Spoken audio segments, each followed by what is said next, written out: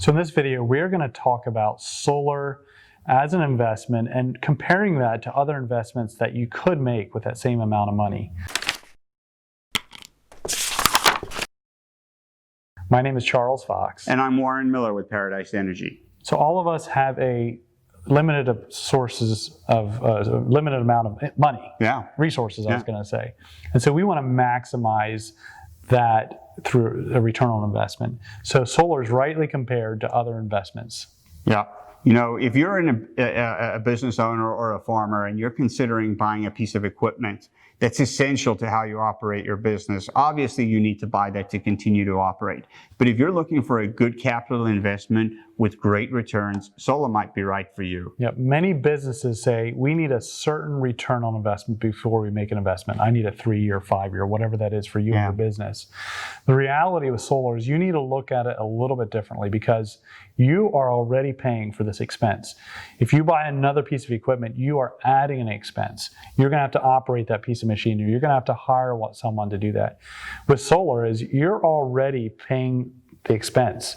It is now removing an expense. And for that reason, it's important that you understand that and maybe look at a solar investment a little different than you look at just any other capital purchase. Yeah, and I would add to that, Charles, not only are you already paying for your electricity, and this is just a better way to pay for your electricity, but along with that, you get to take advantage of depreciation like you would with any other piece of equipment, but you also get the federal tax credit as well. Yeah, we often talk about in terms of renting versus owning. Yes. So when you buy a solar array, you now own the equipment to remove that expense.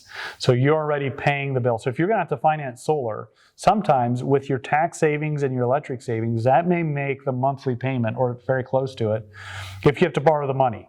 So in other words, own the asset, have something to show for while you're making that payment, because without solar, you're making the payment without showing anything, you're not having any asset to show for. And what's truly unique about solar when you look at it as an investment is that unlike any other investment you're going to make, solar is going to return the majority of your money in the early years, in year 1, 2, and 3, giving you the ability to reinvest that money elsewhere. So you can't really compare solar to another linear investment because solar is going to front load your returns for you and you'll have the capital back in your pocket to do something else. So in summary, make sure that when you're comparing a solar purchase with another purchase that you remember the linear return. It's quicker. You typically are going to get your money quicker, even though the payback may be somewhat longer.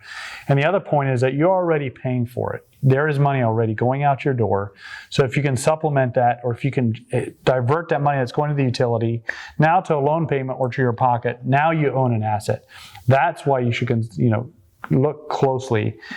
And oftentimes we see, Charles, business owners who are deciding between solar and another investment. And if you make the decision, sometimes you can do both of those investments, because if you do the solar investment first and you get the majority of your capital back in the early years, you can capitalize on that and do both purchases or both capital investments for the same amount of money or less.